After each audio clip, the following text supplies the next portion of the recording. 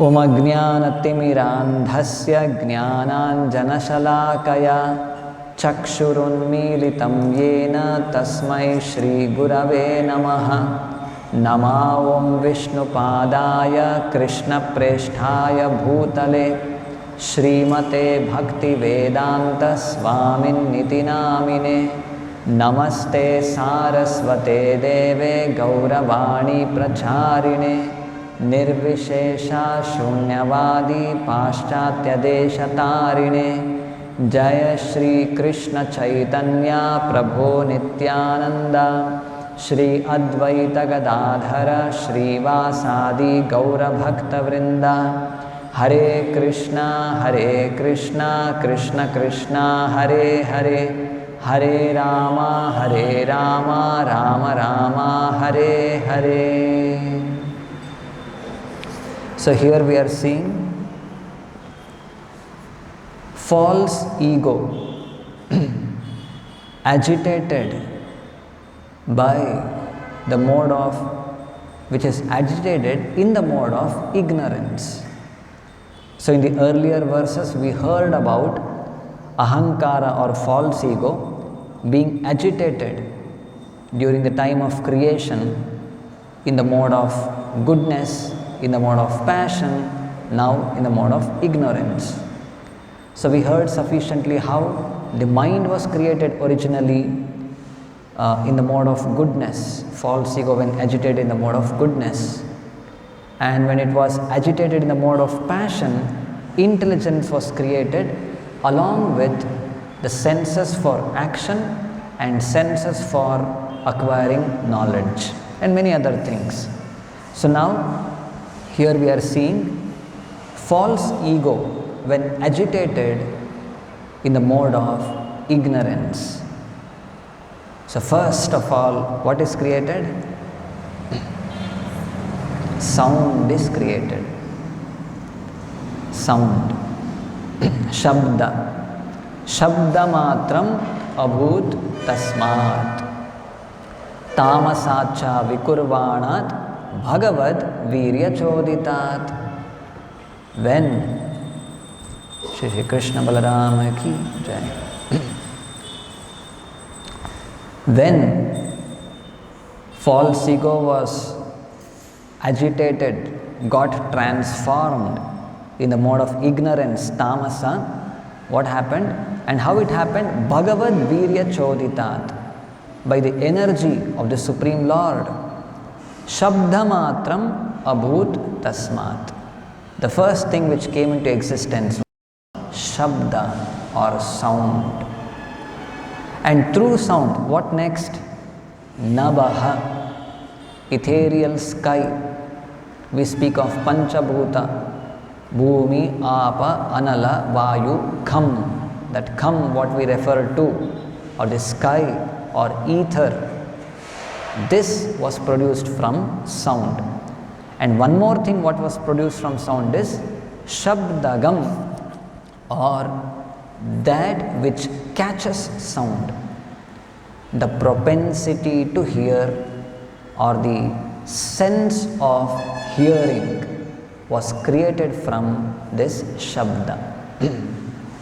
So likewise in the future verses we see how from Shabda sky was created, and then from the sky air was created, and from air fire was created, and from fire water, and from water earth was created. So this is how step by step in future verses elaborately we'll be seeing that. So origin for all of them is Shabda. That was the first object to be created. And object means what are we referring to? Objects meant for sense gratification in this material world. In the spiritual world, the contents are completely different, Satchidananda. Now here, it is a temporary place which is created by the Supreme Lord for the purpose of satisfying the unconstitutional desire of a living entity, for which one artificial, temporary place must be created. Just like the child wants to go and play in the fire in the kitchen, want to cook something, the mother will not allow that. Because the child is very small, she may get hurt herself. So the mother, she gives some toy, playthings, some stove, some kitchen items, so that she can be satisfied. And the child is very much involved in playing with those toys as if she is cooking, completely involved in that. So likewise, the Lord, now He is creating this material world. So the first thing is sound, and through sound all the elements got created, and these elements later we see how they get combined together and different objects for sense gratification are manifested. So now we are seeing the portion of Sarga, the original or primary creation, and through all of these elements later, maybe Brahma, Visarga, all the different planetary systems, different forms of bodies, many things will be created in the later portion. So this is the most important thing, Shabda.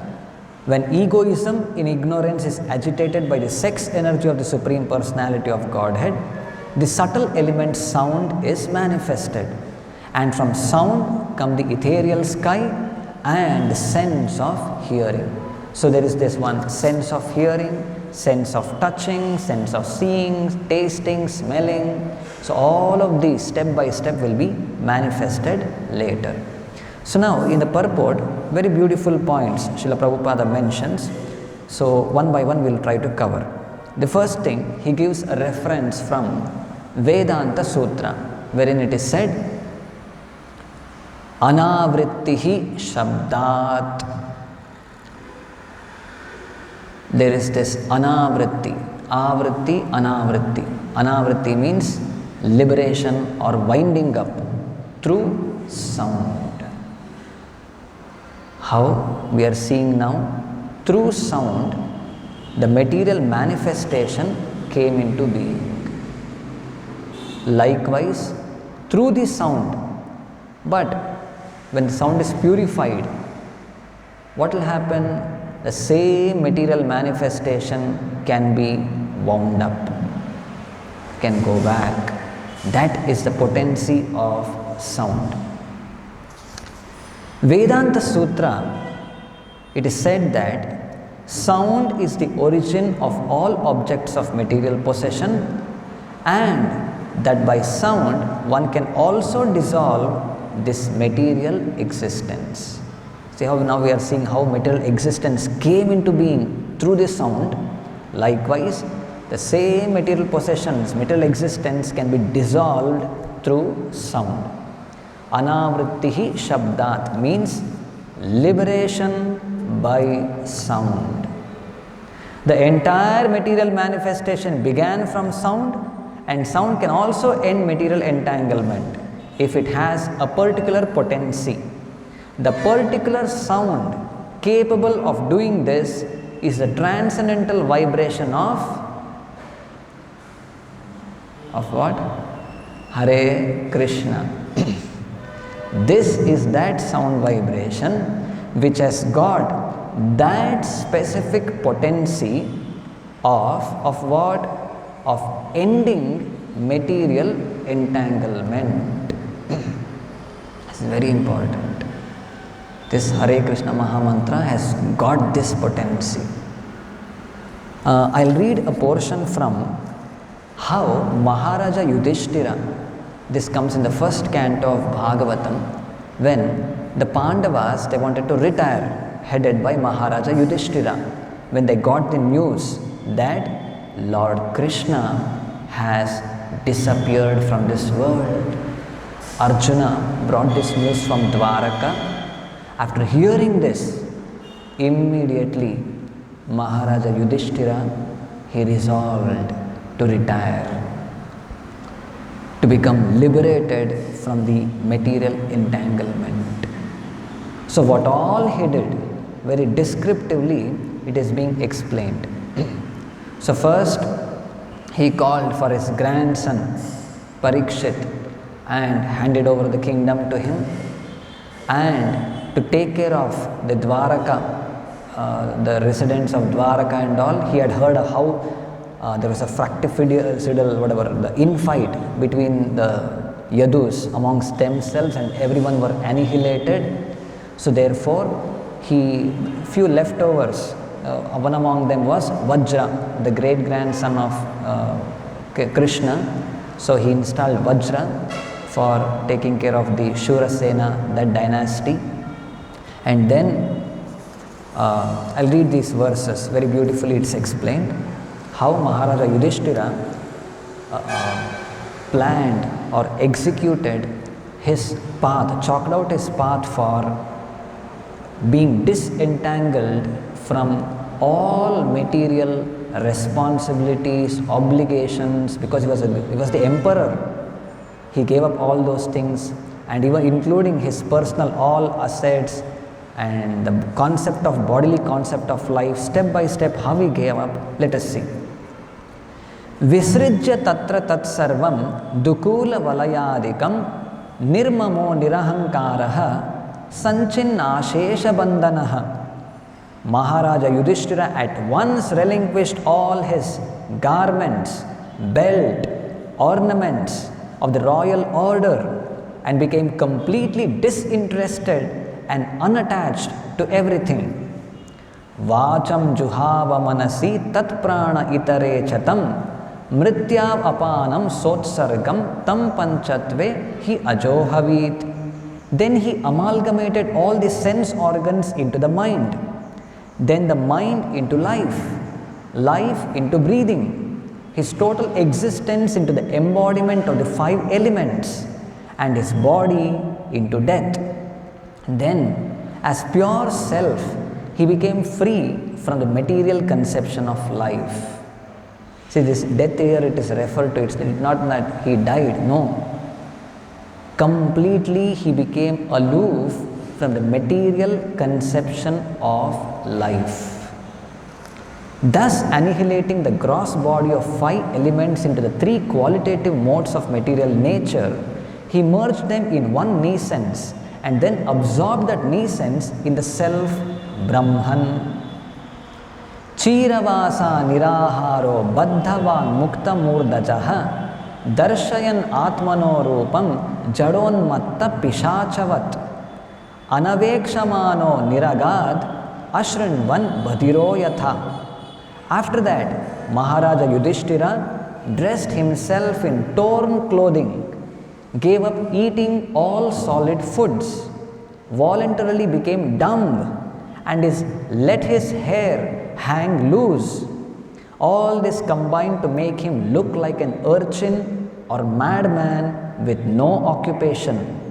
He did not depend on his brothers for anything, and just like a deaf man, he heard nothing. Udichim praviveshasham gatapurvam mahatmabhihi hridi brahma parandhyayan navarteta yatogataha. Then he started towards the north, treading the path accepted by his forefathers and great men, to devote himself completely to the thought of the Supreme Personality of Godhead, and he lived in that way wherever he went.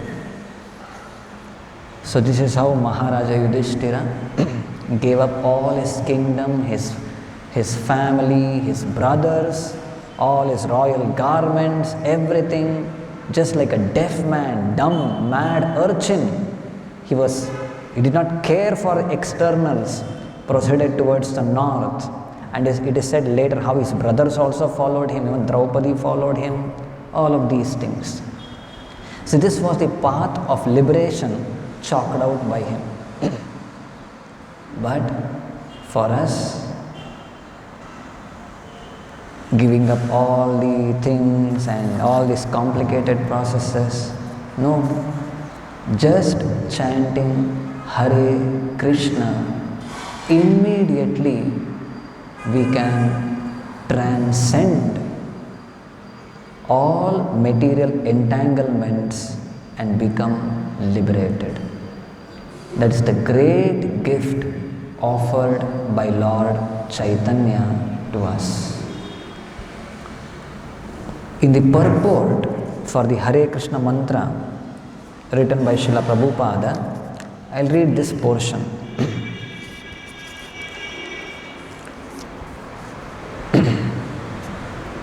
There's a huge purport, you would have read Prabhupada explaining the Hare Krishna Mahamantra, its meaning. There it is said, by practical experience also, one can perceive that by chanting this Mahamantra or the great chanting for deliverance, one can at once feel a transcendental ecstasy coming through from the spiritual stratum. Transcendental ecstasy coming through the spiritual stratum. And when one is factually on the plane of spiritual understanding, surpassing the stages of senses, mind and intelligence, one is situated on the transcendental plane.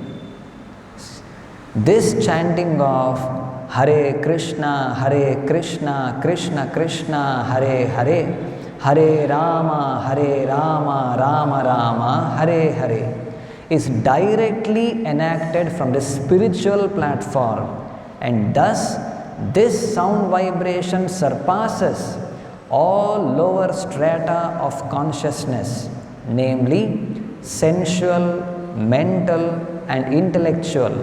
There is no need therefore to understand the language of the mantra, nor is there any need for mental speculation or any intellectual adjustment for chanting this Mahamantra. It springs automatically from the spiritual platform, and as such, anyone can take part in the chanting without any previous qualification and dance in ecstasy. So this is the potency of Hare Krishna mantra. It doesn't require any other previous qualification.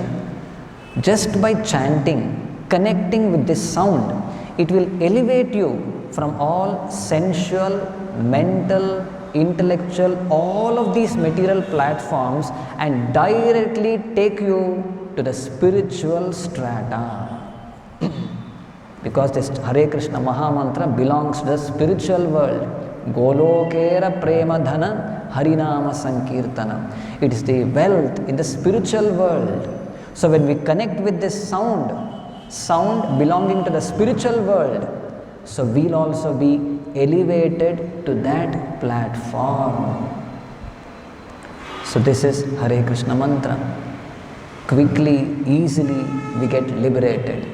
So now here we are seeing how Anavrittihi Shabdat, by Shabda we get liberation, and that Shabda is the Hare Krishna Mahamantra, and quickly we can get liberated. Now Namacharya Haridas Thakur, he objects this. He rejects this proposal. This was in the assembly in the house of Hiranya Majumdara and Govardhana Majumdar, the father and uncle of Raghunath Das Goswami. In their house, there was an assembly of great scholars, spiritualists, and they had invited Haridas Thakur. So Haridas Thakur was traveling, and when he came towards this Saptagram, so there he was residing in a hut near the house of Balarama Acharya. Balarama Acharya is a disciple of Haridas Thakur, and same Balarama Acharya was the teacher of Raghunath Das Goswami. So through Balram Acharya, they invited Haridas Thakur to their house. There was a house program in Govardhan Majumdar and Hiranyan Majumdar's house. And he had invited all the learned people, scholars, everyone to his home, and there was a big assembly, and they had invited Haridas Thakur to preside over. So all the devotees there, they were discussing about Haridas Thakur. Every day he chants 3 lakh times the holy names of Lord. And there was a big discussion. How is this and how it happens, what is the benefit of chanting and all of these things. And different people started giving their own different explanation, quoting various verses from various scriptures. So one of them told, by chanting this Hare Krishna Mahamantra, the holy names of the Supreme Lord, we become immune from all sinful activities what we have performed and we become pure. Another person told, no, still this Hare Krishna Mahamantra, it gives us, a living entity can accumulate great pious credit, punya, by chanting this Hare Krishna mantra. Another person told, not just this, we can become liberated just by chanting the Hare Krishna mantra. All of these discussions were happening. Then Haridas Thakur, he says, it was mentioned in the assembly that Haridas Thakur chanted the holy names of Krishna 300,000 times a day. Thus all the learned scholars began to discuss the glories of the holy name. Some of them said, by chanting the holy name of the Lord, one is freed from the reactions of all sinful life. Others said, simply by chanting the holy name of the Lord, a living being is liberated from material bondage. Haridas Thakur protested. He says, Haridas Thakur protested, no, not this.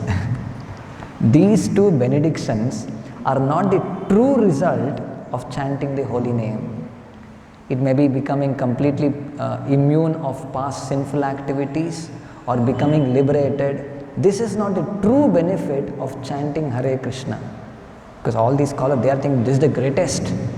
But Haridas Thakur is telling, no, this is not the true benediction of chanting the holy name. By actually chanting the holy name without offenses, one awakens his ecstatic love for the lotus feet of Krishna. One awakens his ecstatic love for the lotus feet of Krishna. This is the real benefit of chanting Hare Krishna. All getting liberated or becoming pure from sinful activity, these are byproducts of chanting Hare Krishna. In fact, hearing all these things, one Brahmana there, Gopala Chakravarti, he objected for that. And later he put a challenge to Haridas Thakur, how we perform great austerities, perform big yajnas, saintly whatever yogis, they go for meditation for great length of number of years, perform different kinds of austerities to get mukti or liberation. And you people are telling, you are telling just by chanting whatever this Hare Krishna mantra you will get liberation. How is this? This is not possible. If that is possible, then I'll cut off my nose. In that way he challenged. So to counter that, even Haridas Thakur says, if by chanting Hare Krishna, if one doesn't get liberation, I will cut off my nose. And after that, of course, others, everyone, they chastised that Gopal Chakravarti for offending Haridas Thakur, and it is said how within 3 days, his nose, the front portion, he caught leprosy, and the front portion of his nose, in front of his own eyesight, fell on the ground. So, all these things. So, let there not be any doubt regarding the potency of chanting Hare Krishna mantra. Just by chanting Hare Krishna mantra, all these byproducts of getting liberation, getting purified of sinful activities, so many things are there, and ultimately we will be able to achieve attraction towards, love towards the Supreme Personality of Godhead Himself. This is the main thing what we need to understand from this specific sound of chanting of this Hare Krishna mantra. Few more important points mentioned in the purport. Prabhupada says, we have to understand very clearly that sound is the beginning of the creation of all material objects for our sense gratification. Similarly, If sound is purified, our spiritual necessities also are produced from sound. See, here we are seeing material objects are being created for our sense gratification. All of these starts from sound. Objects for our sense gratification. So there are one set of scholars, the impersonalists or Mayavadis and all. From sound, what will happen? All these sense objects are created, material manifestation, entanglement is there. So we have to give up sound. That's why all that silent meditation and so many other things are there. But what our acharyas say, no, sound is there. If not here, if you go to the spiritual world also, even in spiritual world, sound is there. What needs to be done? The sound should be purified. Just like how sound, material sound, gives rise to objects for material sense gratification, likewise, spiritual sound provides our spiritual necessities or resources which are required for our spiritual activities. There was like when in the initial days in America, Prabhupada was conducting classes and many people, usually hippies, they were coming and attending. And once on one Sunday, Prabhupada told his disciples to invite students from one yoga club, because they were in America. Even before Prabhupada went, many Indians had gone there to teach yoga, and yoga was very, like, a lot of people were getting attracted to that because of the health benefits and many other things. So Prabhupada told his disciples to go and invite the students who are attending those yoga classes there. So they were being invited on that day afternoon. Evening was the session. Prabhupada in the afternoon, in the first floor, he went to the kitchen. Usually he was not going to the kitchen during those times and all, but still devotees were surprised in the kitchen. Prabhupada opened the door of the kitchen and he asked them, what all are there in the kitchen? What items are there for cooking? So the devotees responded, Prabhupada, there are 100 pounds of sugar, 100 pounds of potatoes, 50 pounds of flour, and 50 pounds of rice, brown rice, and some few kgs of vegetables. Okay. So Prabhupada agreed and came back. The devotees did not know why Prabhupada asked these questions. Earlier he was not asking, they were surprised. Okay, anyhow they prepared the feast and things were ready. In the evening, all the students, the yoga students, they had assembled, and they were also very eager. Oh, one has come from India. He's a great yogi, bhakti yogi. So he'll be telling many things about yoga. With that expectation, they were there. And even devotees were eager to see how Prabhupada, what things he tells to those yoga students. And on that day, it seems, Prabhupada took up this verse from the Bhagavad Gita. Ananyaschintayanto mam ye jana paryupasate tesham nityabhiyuktanam yogakshemam vahamyaham. If you undeviatingly think about Krishna, whatever you lack, Krishna will provide. Whatever you have, Krishna will protect it. So this is our yoga process. Always think of Krishna. And how to always think of Krishna? By chanting the Hare Krishna Mahamantra. So Prabhupada was nicely explaining these things, and he gave one example. So Krishna will provide whatever you lack, everything he'll provide. And he says, see, in our kitchen, we have got 100 pounds of sugar, 100 pounds of potatoes, 50 pounds of flour, rice, brown rice, vegetables.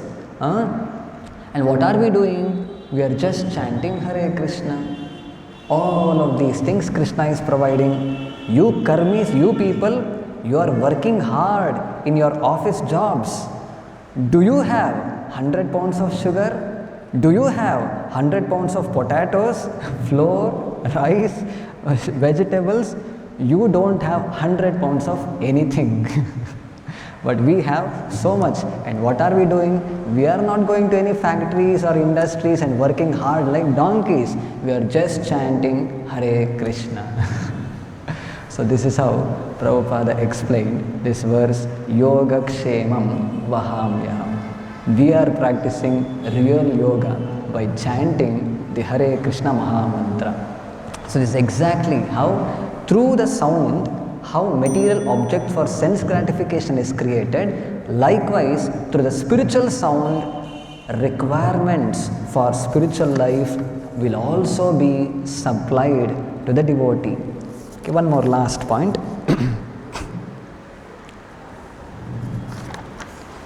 In the material world, we manufacture many things for our material comfort simply by hearing. They are already there, but just by hearing, one can transform them. If we want to build a very high skyscraper, this does not mean that we have to create it. The materials for skyscraper, wood, metal, earth, etc. are already there. But we make our intimate relationship with those already created materials, already created material elements by hearing how to utilize them. We want to create a big skyscraper building. All the elements are already there. Wood, metal, earth, water, fire, everything is there. What are we supposed to do? We hear how to combine them properly and whatever, come up with that skyscraper building. Exactly. See, this is how it may be material or spiritual. Everything happens through sound, through hearing. Just like tomorrow we have Panihati festival. We hear from the Chaitanya Charitamrita how Raghunath Das Goswami, on the order of Nityananda Prabhu, he started getting various kinds of chipped rice, yogurt, milk, spices, fruits, everything, and how he engaged some brahmanas in Panihati to mix them. So huge earthen pots were taken. In one, chipped rice was dipped in water, and in another it was dipped in condensed milk, and one in yogurt. And then few people were engaged in cutting bananas, mangoes, the pulp was taken, some dry fruits, camphor, spices, different kinds of mixtures. All of these things were being done. So we also hear this, and hearing this, already all items are there. Chipped rice is there, banana is there, mango is there, sugar is there. How to mix it, we also hear. Prepare these things and offer for the satisfaction of the Supreme Lord. Everything starts from hearing. And in the end, Prabhupada says, similarly, one can create a favorable field of spiritual activities by hearing from the right source. Arjuna was a gross materialist in the bodily conception of life and for suffering from the bodily concept very acutely. So Prabhupada is speaking about Arjuna. He is suffering from bodily concept of life very acutely, Prabhupada is telling. But simply by hearing, Arjuna became spiritualized, Krishna conscious person. Therefore, we should take up this instruction of Nityam Bhagavata Sevaya. Hearing how Arjuna created a favorable field for his spiritual activity. What was that? To go and fight, to go and kill people, the opposite camp, to win over the battle. Likewise, for devotees, we also have a perpetual fight against Maya. We deal with lot of material resources. We have to deal with material people in our preaching engagements. So how are we supposed to create a favorable field for our spiritual activities? Is by hearing regularly. Every day we have to hear the Bhagavatam. By hearing only we can create a favorable field for our spiritual activities. Otherwise, what may happen? We forget the spirit behind it. and we get into Maya, being influenced by three modes of material nature, being driven by passion and ignorance, we go ahead doing our activities in the name of spiritual activity sometimes. But the intention, but the drive behind may be mode of ignorance and passion. They will be driving us. Just like a devotee, some services given, it may be for his name and fame, he may be doing that. Just because other people let them see, let them glorify me. See, all these things are driven by passion and ignorance. But when we hear regularly, oh no, this cleaning service, this will please the Supreme Lord, it will help me cleanse my heart. If I contribute something for the preaching mission, yes, I can get the benediction, blessings from Lord Chaitanya, from my spiritual master, I can advance quickly. All these concepts should be there in the mind, for which what are we supposed to do? Nityam Bhagavata Sevaya. Every day we have to hear. Only then we will be able to create a favorable field for the execution of our regular routine spiritual activities. So with this we'll conclude. Grantraj Srimad Bhagavatam ki, Srila Prabhupada ki,